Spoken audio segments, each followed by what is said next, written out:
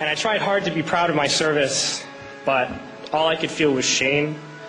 And racism could no longer mask the reality of the occupation. These were people, these were human beings. I've since been plagued by guilt anytime I see an elderly man, like the one who couldn't walk, who we rolled onto a stretcher and told the Iraqi police to take him away. I feel guilt anytime I see a mother with her children, like the one who cried hysterically and screamed that we are worse than Saddam as we forced her from her home. I feel guilt anytime I see a young girl, like the one I grabbed by the arm and dragged into the street. We were told we were fighting terrorists. The real terrorist was me, and the real terrorism is this occupation. Racism within the military has long been an important tool to justify the destruction and occupation of another country. It has long been used to justify the killing, subjugation, and torture of another people. Racism is a vital weapon employed by this government. It is a more important weapon than a rifle, a tank, a bomber, or a battleship. It is more destructive than an artillery shell, or a bunker buster, or a Tomahawk missile. While all those weapons are created and owned by this government, they are harmless without people willing to use them. Those who send us to war do not have to pull a trigger or lob a mortar round. They do not have to fight the war, they merely have to sell the war. They need a public who is willing to send their soldiers into harm's way. They need soldiers who are willing to kill and be killed without question.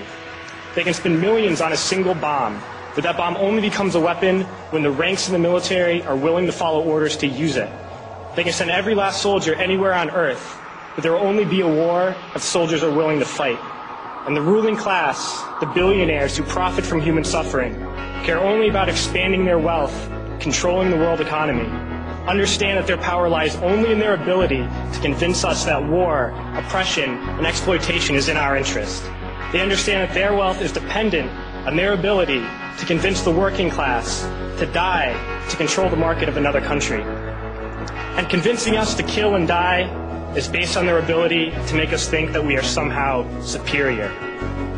Soldiers, sailors, Marines, airmen have nothing to gain from this occupation. The vast majority of people living in the U.S. have nothing to gain from this occupation.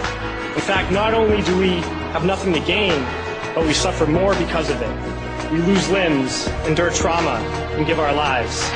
Our families have to watch flag-draped coffins lowered into the earth. Millions in this country without health care, jobs, or access to education must watch this government squander over $450 million a day on this occupation.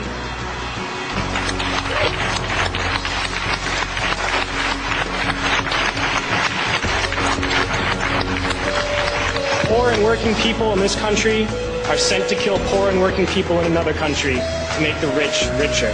And without racism, soldiers would realize that they have more in common with the Iraqi people than they do with the billionaires who send us to war.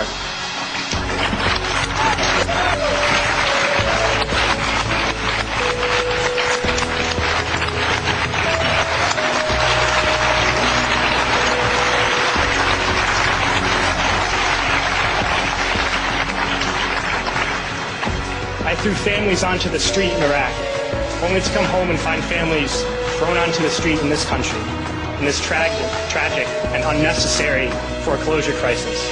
We need to wake up and realize that our real enemies are not in some distant land. They're not people whose names we don't know and cultures we don't understand. The enemy is people we know very well and people we can identify. The enemy is a system that wages war when it's profitable. The enemy is the CEOs who lay us off from our jobs when it's profitable. It's the insurance companies who deny us health care when it's profitable. It's the banks who take away our homes when it's profitable. Our enemy is not 5,000 miles away. They are right here at home. If we organize and fight with our sisters and brothers, we can stop this war, we can stop this government, and we can create a better world.